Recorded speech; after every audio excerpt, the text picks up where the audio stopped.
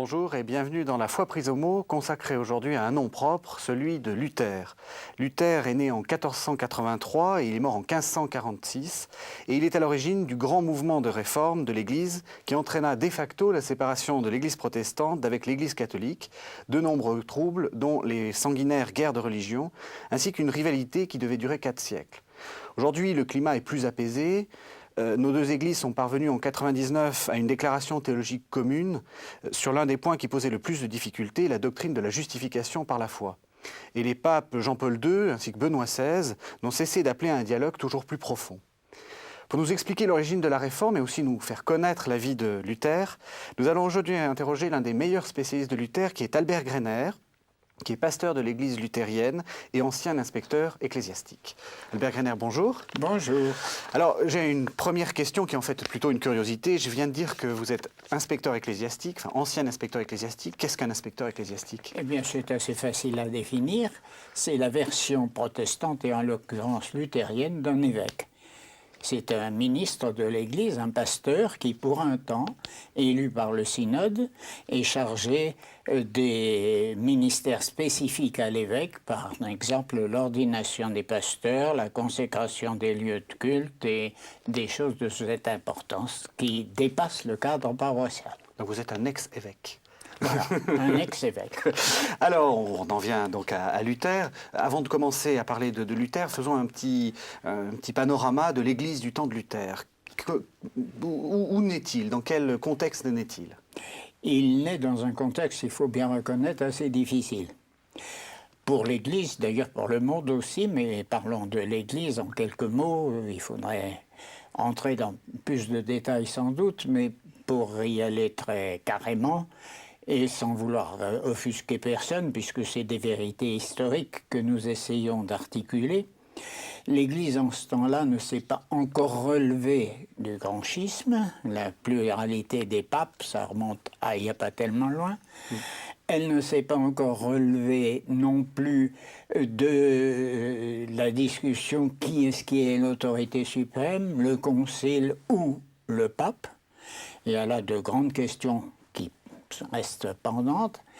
Et surtout, me semble-t-il, elle n'est pas parvenue à articuler d'une manière assez claire pour que les gens soient heureux et peuvent vivre de leur foi les vérités essentielles de la foi chrétienne auxquelles elle croit, bien entendu, mais qui se sont un peu perdus dans la réglementation et le peuple chrétien mal nourri et peu nourri de la parole de Dieu, puisque le clergé n'était pas formé pour cela, en fin de compte encore, eh bien, sent bien que la parole de Dieu est rare à ce temps-là, comme dit l'Ancien Testament, d'ailleurs, pour certaines périodes de l'histoire d'Israël. Donc on est dans une époque d'étiage de l'Église, un moment où c'est les basses eaux. Ce sont plutôt les basses eaux, et je pense que tout est faussé par-dessus le marché, dans la mesure où l'Église à la fois fait peur aux gens, leur impose un certain nombre de choses très difficiles à supporter, ou très dures avec la perspective de l'enfer qui les guette si ils ne font pas ceci et cela, et en même temps qu'elle appuie ainsi sur la pédale et fait peur, d'un autre côté elle dit au fond c'est pas trop grave parce qu'on a des remèdes à tout cela, faites un pèlerinage, multipliez des actes de piété, et aussi les indulgences dont on aura reparlé bien entendu. Oui. Alors, donc Luther, né dans cette église-là, d'où il vient? Quelle est sa famille? Sa famille est une famille de l'Allemagne qu'on appellerait aujourd'hui centrale, ou l'Allemagne de l'Est. Famille d'origine paysanne, comme sont beaucoup de gens, en fin de compte, quand on remonte aux origines. Mais au moment de sa naissance, son père est ouvrier dans les mines qui se multiplient, et il va avancer jusqu'à posséder lui-même de ces petites mines qui se multiplient dans cette partie de l'Allemagne, du cuivre, enfin toute espèce de métal qui s'exploite. Donc, un milieu en pleine ascension sociale. Et cela va marquer le destin de Luther, en tout cas à travers les vœux de son père, qui veut un garçon qui soit formé et qui puisse être à la limite conseiller d'un prince après un beau mariage, enfin avoir une position dans l'existence. Oui, on est dans cette petite bourgeoisie, enfin peut-être Ouais. bourgeoisie en fait, Oui, qui est en future pleine bourgeoisie, future je dirais, bourgeoisie, un qui est en petit train peu. de devenir importante et qui a Oui. des rêves de grandeur. C'est ça, Voilà. tout à fait, tout Et à alors, fait. c'est pour ça que Luther devient moine ou c'est contre la volonté de ses Oh, parents? pas du tout. Au contraire, j'allais dire, il est formé pour être un juriste et il lui arrive une aventure extraordinaire, enfin que, en tant qu'historien croyant, je crois voulu par Dieu, n'est-ce pas?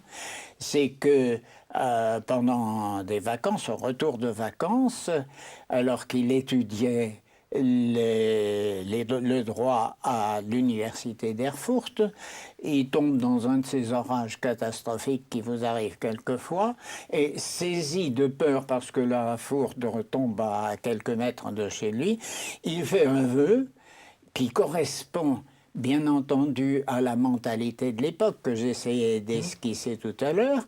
Il faut être sauvé. Qu'est-ce que je vais pouvoir faire pour être sauvé? Eh bien, le meilleur moyen de s'en sortir, c'est de se faire moine, puisque le moine fait partie de cette catégorie supérieure de gens qui sont à peu près assurés de leur avenir spirituel, alors que, bon, le bon peuple, il suit comme il peut. Et il fait vœu à Sainte Anne, qui est la patronne des mineurs, qui est la patronne de son père, il fait vœu d'entrer au couvent.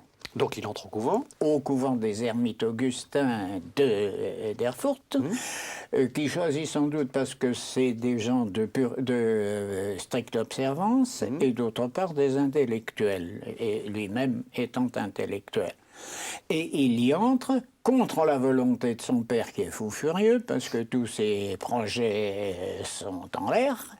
Et le fils y tient, bien qu'il aurait pu, je crois que c'est intéressant à dire, que dans la discipline de l'Église de l'époque, il aurait demandé à être relevé de ce vœu, ça ne faisait au fond aucune difficulté, puisque c'était sous l'impression d'une émotion qu'il avait fait ce vœu-là. Non, lui, quêteur d'absolu, il y tient et il va au couvent, il entre au couvent avec cette persuasion que s'il se plie à toutes les règles, s'il observe strictement les vœux qui lui en sont demandés et qu'il prend d'ailleurs en 1506, eh bien, il arrivera, en grimpant en quelque sorte l'échelle des valeurs, il arrivera à satisfaire la volonté de Dieu et à être, par la même occasion, assuré de son salut. Donc un moine pieux, enfin, Un quelqu'un moine de pieux, c'est ça. Luther Tout ce que nous pouvons savoir par les témoignages de ses supérieurs, qui étaient très attentifs à Luther, parce que c'était un personnage de choix, ils avaient repéré le type. Et à travers ce qu'on sait par ses collègues, par ses confrères moines, tout cela nous dit qu'il était un moine pieux. Et quand, quelquefois, par mauvaise volonté, dans certaines biographies de Luther, on a dit, mais il parle souvent de concupiscence. Il ne faut pas oublier que le mot de concupiscence, dans la terminologie théologique et pénitentielle, c'est pas simplement l'instinct sexuel débordant, mais c'est le désir personnel de réaliser sa propre volonté contre la volonté de Dieu, en quelque sorte. Voilà. Donc il se bagarre contre ça. Oui, parce que c'est un moine pieux, mais c'est un moine inquiet. Et c'est un moine inquiet. Inquiet précisément parce qu'il sent bien que il a beau essayer de grimper l'échelle, il fait certainement des progrès, et ses supérieurs d'ailleurs attestent ces progrès, mais dit-il, chaque fois que je me suis confessé, ça recommence, et donc il faut trouver autre chose, une autre issue, et celle-là, il va la chercher dans la Bible et dans cette assurance paulinienne que la justice que Dieu veut, il ne la réclame pas avec sanction à l'appui, mais il la donne par grâce. Merci Albert Greiner.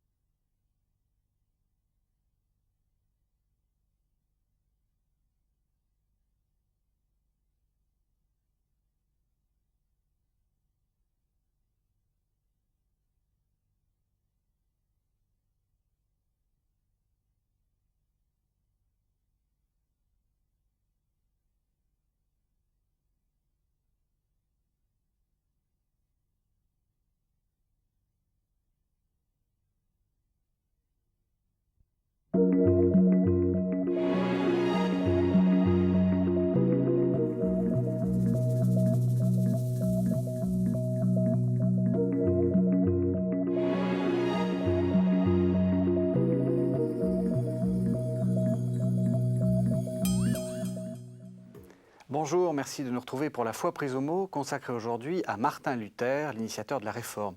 Dans le module précédent, nous avons parlé de la jeunesse de Luther, et maintenant nous voyons le moment qui est le plus important dans la mythologie luthérienne, c'est le moment où Luther placarde les 95 thèses sur l'église de Wittenberg.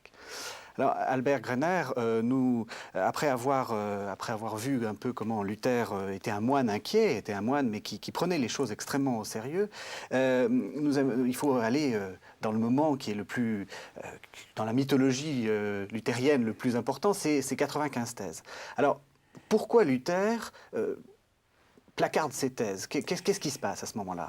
Je crois qu'il faut se souvenir de deux choses. La première que nous avons évoquée dans notre émission précédente, qui est le fait que Luther, se bagarrant avec la Bible, se bagarrant avec Dieu, en quelque sorte aussi, car c'est comme ça qu'il faut dire, je pense, a découvert que la grâce, pardon, le salut nous sont offerts gratuitement, dans la foi. Bien. Ceci étant, je suis persuadé qu'il aurait pu continuer à enseigner cela, le prêcher dans l'église Sainte-Marie de Wittenberg, sans que ça accroche autrement l'attention, sinon de ceux qui étaient en train de l'écouter. Mais Luther est un explorateur et à la fois un homme aussi qui réagit aux événements. Et alors, il s'est produit un événement qui l'a fait réagir, qui est le fait que en 1514, le pape a proclamé des indulgences pour deux choses d'ailleurs. La première, l'achèvement de la construction de la basilique Saint-Pierre de Rome, et la seconde pour le remboursement de dettes contractées par l'archevêque de Mayence qui avait eu des dérogations pour être évêque de plusieurs évêchés, enfin des tripatouillages pas très catholiques, si j'ose ainsi m'exprimer. Bon. Donc, quelque chose qui fait réagir, pas tellement la construction, mais le fait que il y a là une question qui rejoint la question de beaucoup d'Allemands. Rome nous exploite. Ils nous demandent de l'argent, toujours de l'argent, et voilà encore un truc qu'ils ont trouvé. Et les gens n'avaient pas entièrement tort, parce que ça, à cette époque-là, c'est très clair que la doctrine des indulgences n'était pas encore dans le catholicisme romain clair. Donc, alors, justement, est-ce que vous pouvez nous dire un peu ce que c'était que ces indulgences? Eh bien, c'est difficile à un protestant de vous expliquer ça, parce que c'est vraiment d'une très grande difficulté. Mais en gros, on peut peut-être dire que c'était une manière, à l'origine très bien trouvée d'ailleurs, par des fondations d'hôpitaux et autres, mais qui avaient dégénéré en commerce financier finalement, une manière de recevoir de la part de l'Église l'assurance qu'on était dispensé d'un certain nombre de peines, de sanctions, disons, encourues pour des péchés pardonnés par ailleurs par l'absolution. Alors ça faisait courir les gens, étant donné cette inquiétude générale, comment est-ce que je serais sauvé, ça faisait courir les gens, et Luther, pasteur, quand il les rencontrait au confessionnal, quand il essayait de leur dire que la pénitence c'était quelque chose de sérieux, que ça correspondait à un changement de vie, il se faisait rire au nez parce que les gens ouvraient leur portefeuille et lui brandissaient au nez la lettre d'indulgence comme quoi ils étaient dispensés de tous ces trucs un peu sérieux. Et qu'ils pouvaient s'en aller comme artabans, heureux et joyeux, fumer leur pipe dans leur coin, parce que ça y est, tout le monde était tranquille.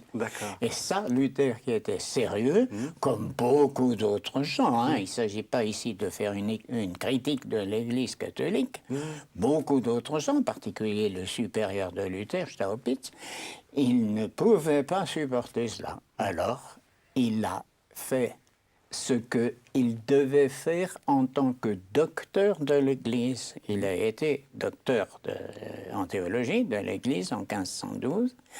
Il a dit il faut tirer cette affaire des indulgences au clair. Il faut qu'on sache ce qui est vrai et ce qui est faux dans cette affaire-là. Et il a proposé 95 thèses, c'est-à-dire 95 phrases un petit peu développé et qui était destiné à susciter entre professeurs de l'université de Wittenberg une discussion publique, comme une soutenance de thèse aujourd'hui, n'est-ce pas, pour essayer de clarifier la notion des indulgences et ce qui en découlait. Oui, donc ce fameux placard contre la porte de l'église de Wittenberg, c'est pas un acte de rébellion, c'est simplement un acte universitaire. Oh, absolument pas. Au départ, c'est c'est un texte latin d'ailleurs que les gens, seuls les académies, enfin les gens, les académiciens pouvaient comprendre, n'est-ce pas? Et qui était sollicitait une réflexion théologique, une prise de position théologique pour l'amour de la vérité, disait Luther en tête de ses thèses. Bien. Alors qu'est-ce qu'elles contiennent, ces 95 thèses? Alors, pour aller vite, 95, c'est pas facile à résumer en 4 lignes. Je dirais peut-être 3 choses. La première chose, l'essentiel, ce par quoi ça commence, c'est de dire aux gens la pénitence, c'est quelque chose de profond. Ça ne se règle pas par 4 Ave Maria ou 10 Paternoster, ni même par des choses un petit peu plus loin. Ça ne se règle surtout pas avec des questions financières, n'est-ce pas? C'est un changement de vie, c'est la conversion. Notre Maître et Seigneur Jésus-Christ, c'est la première thèse, a dit « convertissez-vous ». Voilà la vraie pénitence. Voilà la première chose. Donc un appel sérieux de la vie chrétienne. Deuxième contenu qui me paraît important à souligner, lorsque vous courez au rabais après le pardon des péchés et la réconciliation avec Dieu, eh bien, vous feriez beaucoup mieux, vous faites un acte égoïste. Vous cherchez votre salut à n'importe quel prix et au plus bas prix possible, et vous feriez beaucoup mieux de vous occuper des pauvres et de ceux qui ont besoin de vous, parce que ça aussi, c'est la pénitence, c'est de s'occuper de ceux qui ont besoin de vous. Troisième chose, personne ne peut pardonner les péchés, sauf ceux qui sont mandatés par Jésus-Christ et au nom de Jésus-Christ lui-même. Et il n'y a pas une espèce de trésor de l'Église dans lequel, comme ça, on peut puiser plus ou moins comme on veut. Le vrai trésor de l'Église, c'est la thèse 60, le trésor de la gloire et de la grâce de Dieu. Ça, c'est une formule alors centrale qui me paraît importante. Et ça se termine par « Ne croyez pas les gens qui vous racontent « Oh, tout ça, c'est pas grave, tout ça, c'est rien du tout, la vie chrétienne est d'une facilité extraordinaire, on peut faire ce qu'on veut, on vous aidera toujours. » Mais la vie chrétienne, ça se situe sous la croix, et donc ne fuyez pas les épreuves en achetant des indulgences en l'occurrence, ou d'une autre manière, mais avec le Seigneur, chargez-vous de la croix, suivez le Seigneur. Voilà, en quelques mots, le contenu de ces 95 ce qui frappe dans votre exposé, c'est que tout ça paraît d'un extraordinaire bon sens. Enfin, finalement, il y a... Aujourd'hui, nous serions tous d'accord, je pense. Il ne faut pas aller chercher je ne sais pas quoi. C'est le cœur de l'Évangile même, je dirais, n'est-ce pas? Il y a, en tout cas, vous l'avez remarqué, rien de révolutionnaire. Ce n'est pas un placard destiné à faire une levée de bouclier contre l'Église romaine. Mais ça, dans le climat de l'époque, ça contenait suffisamment d'explosifs, de TNT spirituel, pour que la papauté et les hiérarques qui se sentaient tout de même visés trouvent qu'il y avait de quoi là réagir. Merci Albert Greiner.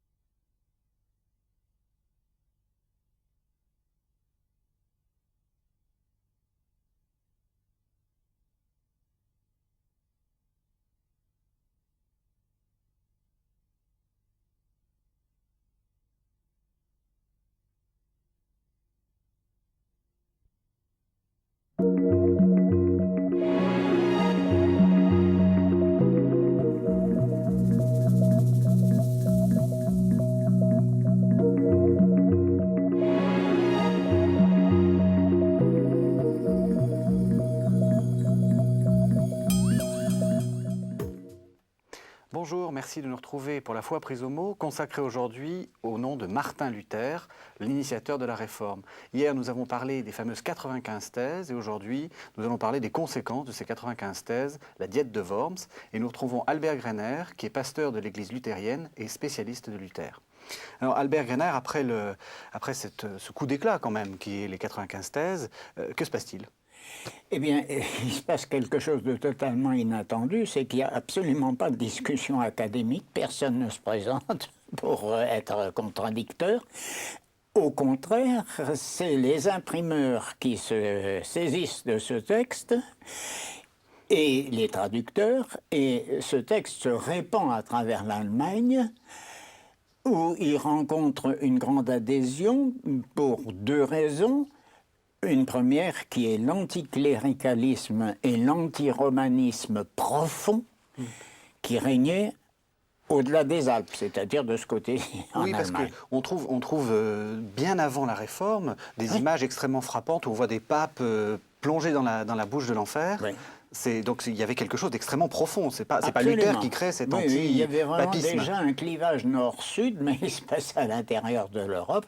Et les Allemands avaient vraiment l'impression d'être méprisés et complètement exploités par Rome, n'est-ce pas? Et puis, il y avait une différence de civilisation. Rome était tout de même la Renaissance déjà, alors qu'en Allemagne, et en particulier dans cette partie de l'Allemagne où nous sommes, c'est-à-dire à Wittenberg et Allemagne de l'Est, ce sont des régions relativement mal christianisées encore. C'est assez récent, la christianisation, et donc on n'est pas au sommet des arts comme on pourrait se l'imaginer. Donc ça, c'est une des raisons pour lesquelles ça prend. La mayonnaise prend. Hein. Et puis, d'un autre côté, ça rejoint aussi tout de même plus sérieusement, autre chose que cet anticléricalisme et cette sorte de haine, on peut le dire, de Rome, ça rejoint également le sentiment qu'on était un peu abandonné, qu'on ne savait pas très bien sur quoi fonder sa foi, et qu'enfin il y avait quelqu'un qui vous ouvre la Bible et qui en tire ce qu'on peut en tirer, et que nous savons bien tous, les catholiques et les protestants d'aujourd'hui, c'est-à-dire la parole vivante de Dieu. Luther est un peu un homme providentiel, il n'avait pas prévu ça. Non, il n'avait pas prévu ça, il l'espérait sans doute, puisqu'il en avait trouvé lui-même dans sa propre expérience au couvent, n'est-ce pas? Mais alors, il est en un sens dépassé par les événements, n'est-ce pas? Mais d'un autre côté, alors bien sûr, il continue avec cette idée que ce qu'il faut, c'est sauver son Église. Car il ne veut pas du tout en construire une à côté. C'est sauver son Église. Et alors là, il va de découverte en découverte, et en particulier, son Église ne répondant qu'assez tardivement, et répondant à coups de massue, n'est-ce pas? On découvre 36 000 hérésies, on le menace de toute espèce de choses. Eh bien, peu à peu, on va entrer dans le processus de la rupture, qui alors, à travers différentes comparutions ici et là, où il est toujours protégé par Frédéric le Sage, alors pour des raisons qui ne sont pas uniquement, bien entendu, spirituelles. Il est protégé aussi par les événements, la mort de l'empereur, un nouvel empereur, Charles Quint, qui monte sur le trône. Enfin, il y a toute une période là aussi politiquement d'incertitude, n'est-ce pas, et qui joue en faveur d'une relative mansuétude pour Luther. Mais enfin, quand Charles Quint est monté sur le trône, Charles Quint, qui est un catholique extrêmement convaincu, n'est-ce pas, et qui craint pour la division de son empire, puisqu'il voit bien que Luther a du succès, la prédication luthérienne a du succès. Des gens demandent, des étudiants, demandent que à la tête de leur paroisse, ça va nommer des prêtres venant, il faut encore dire des prêtres venant de la formation luthérienne à Wittenberg, n'est-ce pas? Charles Quint est inquiet, et alors il convoque La diète de Worms, les états généraux, on pourrait dire, de l'Empire du Saint-Empire romain germanique, il les convoque en 1521 avec des ordres du jour assez compliqués, on ne va pas rentrer là-dedans, mais un des points de l'ordre du jour, c'est qu'il faut que Martin Luther comparaisse et s'explique. Oui, ce qui est une nouveauté d'ailleurs. Ce qui est étonnant, c'est que finalement, donc la diète, c'est un ensemble, une assemblée générale d'une certaine façon, voilà. Et c'est une assemblée générale politique. C'est-à-dire que la réponse est avant tout politique, elle ne vient pas immédiatement de l'Église. Non. Et là, Luther, encore une fois, a joué de chance. Vous aurez remarqué que c'est le premier hérétique auquel on n'applique pas ce qui était la règle jusqu'à ce jour-là, c'est-à-dire que quand un homme était excommunié par Rome, n'est-ce pas, l'autorité politique intervenait pour exécuter. Parce que Luther avait été excommunié. Oui, alors là, on a peut-être un petit peu loin. C'est normal Le 3 janvier 1521, Luther a été excommunié par le pape. Et donc, juste après, il va à Worms. Et donc, juste après, on convoque cette diète de Worms, et Charles Quint, pour se faire élire empereur du Saint-Empire romain germanique, avait concédé aux électeurs que il n'exécuterait aucune sentence contre un hérétique allemand, sans l'avoir entendu préalablement. Oui, parce que certains princes étaient pour Luther, en fait. C'est ça. Voilà. Bien sûr. Alors, qu'est-ce qui se passe à Worms? Eh bien, à Worms, il se passe, évidemment, c'est un peu le nœud du problème. Ce qui se passe à Worms, c'est que Luther est convoqué. Il traverse l'Allemagne comme un véritable triomphateur. Enfin, les gens cassent des vitraux des églises, des chœurs des églises pour l'entendre prêcher à l'intérieur. Et il grimpe le long des échelles, etc. Enfin, ça rappelle beaucoup de choses. Bien. Et il est mis en face au mois d'avril devant les livres et on lui demande de révoquer ce qu'il a dit. C'est-à-dire de dire je renie ce que j'ai dit précédemment. À ce moment-là, il y a un grand moment qui montre tout le sérieux de Luther et d'ailleurs de ses contradicteurs. Il demande à ne pas avoir à répondre sur le champ, mais il veut passer une nuit de prière. Et au bout de cette nuit de prière, il reparaît donc devant l'Assemblée générale de la diète, et là, on lui demande s'il reconnaît avoir écrit ça. Oui, bien sûr qu'il le reconnaît. Et maintenant, tu vas le révoquer. Et sa réponse, qui est une réponse historique, c'est « Je ne puis pas le révoquer parce que ma conscience est captive de la parole de Dieu. » Ma conscience est captive de la parole de Dieu. Comme disait le cardinal Congar, Luther ne veut pas être un déserteur de la parole de Dieu. Alors, si vous me prouvez par des arguments tirés de la parole de Dieu que j'ai erré, je suis tout prêt à disparaître, à révoquer tout ce que vous voulez dans ce sens-là. Mais si ce n'est pas le cas, eh bien, je suis là et je ne peux pas faire autrement. On retrouve là l'un des principes de tout le protestantisme, c'est ce qu'on appelle sola scriptura, du nom latin, l'écriture seule. L'écriture seule. Alors ça, c'est aussi quelque chose qu'il faut bien avoir en tête. L'écriture seule, c'est clair que tout le monde était d'accord sur ce principe. C'est ça qui est terrible dans les histoires de l'Église. Jamais personne, aucun chrétien d'aucune espèce, au Moyen-Âge ni à aucun autre moment, n'a dit le contraire. Seulement, il y avait des additifs à la tradition, etc. Luther ne nie pas du tout cela. Il dit l'écriture seule, parce que l'écriture, c'est le seul endroit qui me fait connaître Jésus-Christ et où je trouve l'authentique parole de Dieu. Donc, c'est pas je balaye tout le reste parce que c'est zéro, mais au contraire, je vais au centre, parce que le centre, c'est Jésus-Christ. Merci Albert Greiner.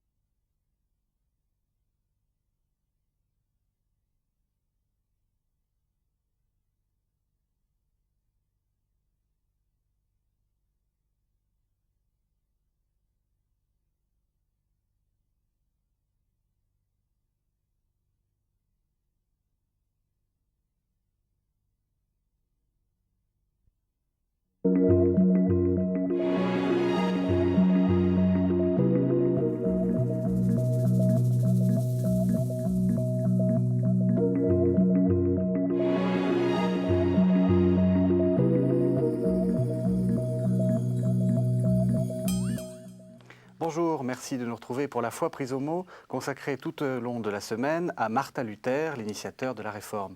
Tout au long de la semaine, nous avons évoqué la vie de Luther et nous en sommes arrivés hier à la Diète de Worms. Nous allons retrouver Albert Greiner, qui est spécialiste de Luther, pour voir les conséquences de ce grand moment de la Diète de Worms. Alors, on en est arrivé en 1521, c'est le moment où Luther comparait et finalement dit non. Que se passe-t-il ? Eh bien, ce qui se passe, c'est que nous avons la chance, si j'ose dire, de nous trouver en face d'un empereur extraordinaire. Charles Quint est quelqu'un que j'aime beaucoup. Il ne faut pas dire ça aux Belges, mais moi je l'aime beaucoup. Il est loyal à l'égard de sa foi, c'est-à-dire qu'il ne se laisse pas troubler, et il met Luther au banc de l'Empire. C'est clair. À partir de là, Luther peut être assassiné, emprisonné, tout ce que vous voulez, à n'importe quel moment, par n'importe qui. Oui, et c'est quelque chose d'assez difficile pour lui, parce que une partie des princes protestants sont pour Luther, finalement. Oui. Et donc, c'est un acte de courage politique de la part de Charles Quint. C'est ça. Oui. Et d'autre part, il est loyal à l'égard de la parole donnée, c'est-à-dire qu'il garantit le retour de Luther à Wittenberg par un sauf-conduit.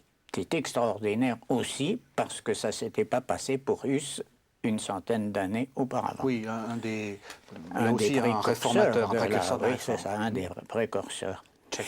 Et là, nous tombons de nouveau sur le prince Frédéric le Sage, qui fait enlever Luther et le mettre au secret à la Wartburg, où il va passer un certain nombre de mois, camouflé en chevalier Georges, avec une belle barbe, et il va s'occuper d'un certain nombre de choses dans sa cellule de la Wartburg, et il va s'occuper notamment de deux choses importantes, le fameux et merveilleux commentaire du Magnificat qu'il avait commencé, qui est un des textes luthériens qu'il faut avoir lu, et d'autre part, il va commencer sa traduction de la Bible, c'est-à-dire il va commencer par le Nouveau Testament, dont la traduction en allemand va paraître en septembre de l'année suivante, c'est-à-dire un temps record. Mais il se sent extraordinairement mal à l'aise, parce qu'il n'aime pas être enfermé, c'est un pasteur, c'est un prédicateur, c'est quelqu'un qui est plein de vie, quoi. On l'a déjà senti. Et donc, les événements vont malheureusement lui donner l'occasion de... Parce que la Wartburg, c'est une forteresse assez austère. Oui. Qui se trouve dans les États. À côté d'Eisenach, la ville natale de Jean-Sébastien Bach, d'ailleurs. Donc Luther travaille. Luther travaille, et puis il prie, et puis il souffre quelque peu, son corps ne va pas très bien, parce que justement, tout lui pèse. Et pendant ce temps-là, se réveille un certain nombre de gens à l'extérieur, comme il a disparu, et on entre dans un certain nombre de crises. Il y a les gens qui trouvent qu'il n'est pas allé assez loin. À leur tête se trouve un dénommé Karlstadt, qui est un ancien étudiant d'ailleurs et un collègue de Luther, qui se met à Wittenberg à la tête d'une émeute, on peut bien le dire. On défenestre des prêtres, on casse les statues dans les églises. Plus sérieusement, on célèbre la messe en allemand. Donc il y a un certain nombre de choses qui vont mal à Wittenberg. Et le disciple de Luther, le professeur Melanchthon, qui était là, qui est resté à Wittenberg, puisqu'il craignait rien pour sa vie, n'arrive pas à faire façon. Et c'est là que Luther, un acte de courage remarquable, puisqu'il est banni hors la loi, décide de descendre contre la volonté du prince de sa Wartburg et de réapparaître à Wittenberg. Et il monte en chair, et c'est par la prédication. Il n'y avait pas de police ecclésiastique, même pas d'inspecteur ecclésiastique. C'est par la parole de Dieu, par une série de prédications, qu'il rétablit le calme. Sur le thème, nous ne sommes pas les juges de nos frères, on ne bouscule pas la volonté de Dieu, c'est vrai qu'il faut une réforme, Mais la vraie réforme, c'est Dieu qui la fera. Et comment il s'y prend, Dieu, pour faire une réforme? Eh bien, il fait prêcher son évangile de la grâce. Ça, c'est un des grands moments de Luther. Alors, Enfin, bon. justement, cet évangile de la grâce, qu'est-ce que c'est? Ah. Alors là, il faut essayer de trouver les mots qui conviennent, hein, parce que c'est un monde, l'évangile de la grâce. À la fois, c'est très simple, comme disait toujours mon ami le Père Olivier, à la fois, c'est très simple et c'est très compliqué. C'est de savoir que Dieu est amour, mais d'un amour exigeant. Il y a aussi la justice et la colère de Dieu. Et que savoir que Dieu est amour, ça signifie qu'il se vide de lui-même. Vous avez ça dans les Philippiens, au chapitre 2, la naissance de Jésus-Christ. Hein, bon. Qu'au fond, tout ce que Dieu est, et que les scolastiques essayaient de définir dans des catalogues, dans des sommes théologiques, etc. Il est tout-puissant, il est... Enfin, vous voyez bien. Tout ce qu'il est, il l'est pour nous. C'est pas pour le garder pour lui. Il est miséricordieux pour que nous soyons miséricordieux de sa miséricorde. Il aime pour que nous aimions de son amour. Il nous donne tout ce qu'il est à travers Jésus-Christ par le Saint-Esprit. Au fond, c'est ça l'évangile de la grâce. Vous n'avez pas à vous échiner parce que Dieu est Dieu qui donne. Il suffit d'ouvrir la main de la foi. Il suffit de croire les promesses qu'il a faites dans l'Écriture sainte. Il suffit de vous centrer sur Jésus-Christ et ça vient tout seul. C'est ça, la grande idée de Luther, c'est là que je dis quelquefois, est un peu naïf, mais c'est d'une naïveté profondément croyante. Et alors justement, qu'est-ce qu'il prêche? Il prêche ça en chair, et qu'est-ce que ça fait? Est-ce que ça produit, vous avez dit il est naïf, est-ce que les gens cèdent à sa naïveté ou au contraire restent ceux qui sont? Ben ça dépend, ça dépend. Et ça ne produit pas ce qu'il aurait voulu que ça produise. C'est-à-dire que ça ne fait pas tilt à Rome. Hein? Quelques évêques l'ont écouté avec beaucoup d'attention, mais en général, on a fait bloc autour de Rome. Et, par contre, dans la chrétienté, à la base en quelque sorte, se sont multipliés les endroits en Allemagne et hors d'Allemagne, en Scandinavie et ailleurs, des paroisses, des municipalités, enfin on appelle ça des magistrats, qui étaient tellement attirés par le fond de cette prédication réconfortante, enfin il y avait quelque chose à manger en quelque sorte dans la prédication, qu'ils ont demandé des étudiants formés à Wittenberg, formés à cette école-là, sans qu'on puisse encore distinguer que ça soit une nouvelle église. Oui, c'était juste une manière de prêcher. C'était une manière originale, une école théologique. Oui. C'est ça, de prêcher, et qui était attirante pour les gens, mais qui était aussi susceptible d'être mal entendue, enfin de malentendus. Et en particulier, le malentendu qui a joué tragiquement, c'est le malentendu sur le mot de liberté. Hein? Un des aspects de l'évangile de la grâce qu'on n'a pas énuméré tout à l'heure, c'était cette certitude de Luther que le chrétien était un libre seigneur de toutes choses, hein, dans son traité sur la liberté chrétienne. Et difficile était-il de ne pas donner de cela, chez les gens opprimés comme les paysans, une interprétation politique. D'où la guerre des paysans, qui a coûté à Luther énormément de sa crédibilité auprès du monde, qui s'est terminé, vous le savez, par un affreux massacre, et qui malheureusement, eh bien, oui, a été l'origine d'une émigration qu'aujourd'hui on appellerait sectaire, n'est-ce pas, qui était l'exploitation politique au lieu de faire de l'évangile la nourriture spirituelle, c'était l'Évangile qui doit être appliqué dans des textes quasi réglementaires. Mais là. Merci Albert Greiner.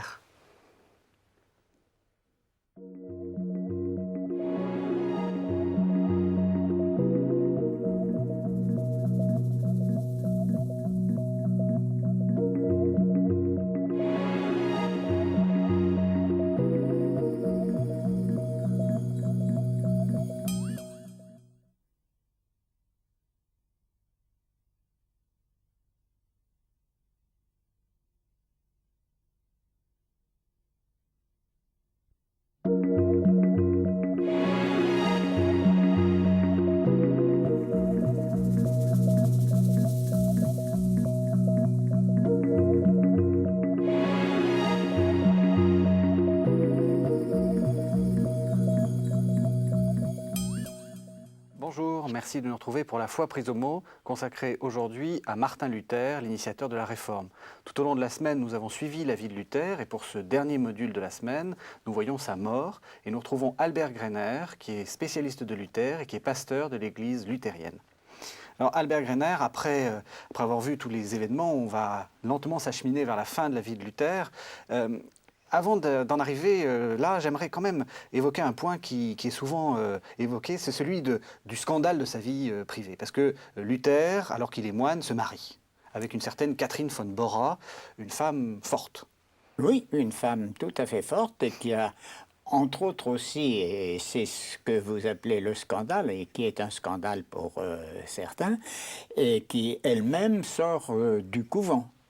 Comme beaucoup d'autres qui étaient entrés plutôt par nécessité financière, parce que c'était une famille trop nombreuse, la chevalerie est en déclin, ils n'arrivent plus financièrement à s'en sortir et on place les filles, et même aussi quelquefois les garçons, au couvent. C'est d'ailleurs un énorme problème de voir brusquement débarquer sur le marché, si j'ose dire, tant de garçons et surtout des filles qu'il s'agit de marier.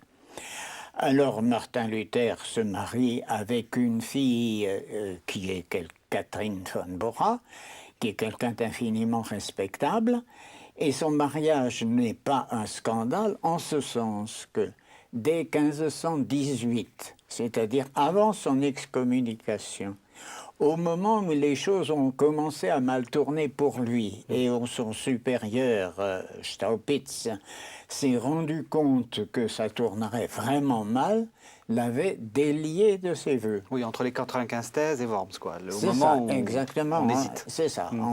Dans cet intervalle, donc Luther était libre de se marier. Et en un sens, on peut même dire qu'il a mis du temps de se marier, parce qu'au fond, il n'était pas spécialement porté sur la libido et sur des choses de ce genre-là. Non, vraiment pas. Et ça a été pour lui une occasion aussi de se mettre en règle avec son enseignement qui disait que certes, il y avait des exceptions, que Dieu pouvait appeler et appelait effectivement des hommes et des femmes au célibat, consacrés, ou simplement au célibat, mais que la voie normale était le mariage, donc le foyer, et le foyer chrétien. Et si je dis foyer chrétien, c'est que Catherine von Bora et Luther ont été pendant des années, et même jusqu'à il n'y a pas tellement longtemps, pour les protestants et en particulier pour les protestants allemands, l'idéal, le type idéal du foyer, et en particulier du foyer pastoral allemand. C'est une entente très profonde et un amour extrêmement profond et vraiment un modèle de mariage chrétien avec toutes les difficultés, toutes les tensions que vous pouvez imaginer, parce que ce n'était pas facile de vivre avec Luther. D'autant plus que c'était un foyer plutôt généreux, puisqu'il accueillait des étudiants, et, enfin, il y avait... oui, c'est ça, et Madame Luther était passée maître en toute espèce de recettes culinaires, elle s'est servait aussi d'infirmière. Quand quelqu'un se blessait, elle avait inventé des trucs avec des déchets enfin, bon, on ne va pas entrer ça. Dans les médecins recettes qui nous écoutent pourraient être scandalisés. Oui, et c'est à l'occasion de ces réceptions, enfin, une réception très familiale, c'était un petit peu les gîtes ruraux, quoi. Où il invitait soit des collègues, mais surtout des étudiants. Ils en logeaient un certain nombre, ou des gens de passage, et bien qu'il a prononcé les fameux propos de table, dont il faut se méfier comme de la peste, parce que c'était les scoops de l'époque. Et les gars dissimulaient je ne sais pas quoi sous la table pendant qu'ils mangeaient, et alors ils cueillaient les propos du docteur, et ils les cueillaient très souvent de travers.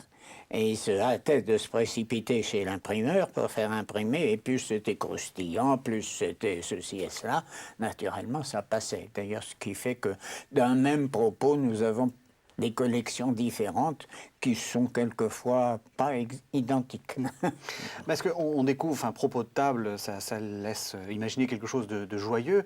La fin de la vie de Luther est plutôt assombrie, plutôt Oui, sombre. parce que d'abord il a vieilli physiquement assez difficilement. Il a toujours gardé ce trait mélancolique que vous avez signalé tout au début de notre entretien,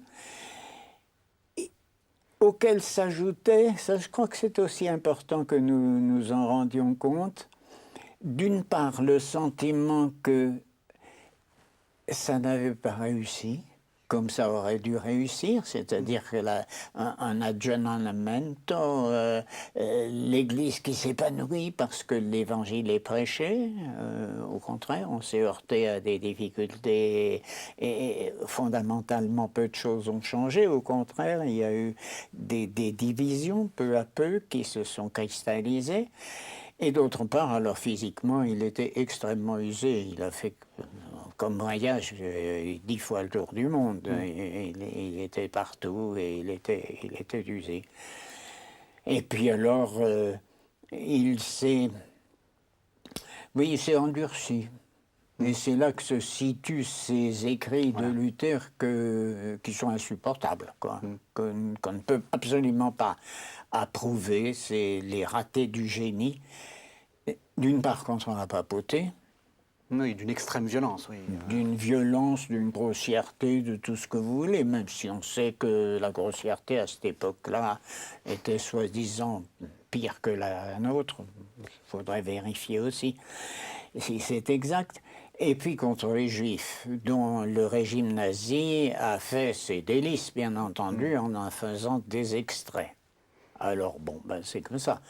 Nous ne pouvons que nous humilier et dire que tout cela, c'est dommage, mais bon, c'est comme ça. Alors justement, ne restons pas dans cette image un peu tragique. Quelle est pour vous, finalement, l'image ce qu'il faut retenir de Luther? C'est qui Luther? Eh bien, je dirais, c'est cette joie du prédicateur. Hein?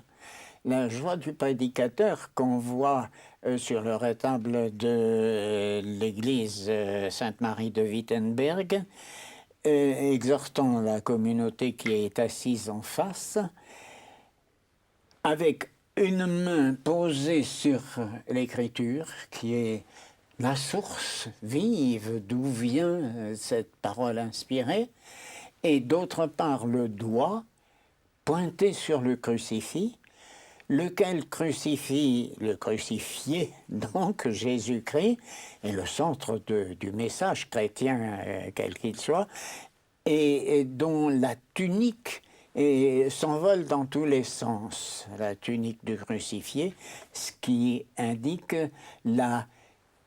l'esprit qui souffle. Je pense que dans les prédications de Luther, plus encore que dans certains de ses grands traités, il y a ce souffle de l'esprit à travers des images, à travers une manière de communiquer. L'écriture, c'était un communicateur extraordinaire. Ce partage qui lui permet de rester tout à fait humble, parce que vous savez sans doute que au moment de sa mort, après sa mort, le dernier billet qu'il avait écrit et qu'on a retrouvé, c'est ce fameux billet où il dit « Ne te précipite pas sur l'écriture en croyant que tu as tout compris, mais médite-la avec pendant une centaine d'années, comme les prophètes ont dû faire. Hein, et il n'a pas vécu 100 ans. Nous sommes tous des mendiants. Voilà la vérité. Il a terminé, cet homme génial par ailleurs, cet homme d'une richesse extraordinaire comme nous l'avons vu, avec cette conviction qu'on devait tout à Dieu, que tout était grâce et que nous étions en fin de compte des mendiants de la grâce assurés de la recevoir. Merci Albert Grener de nous avoir fait découvrir avec autant de passion la vie de Luther. Merci beaucoup.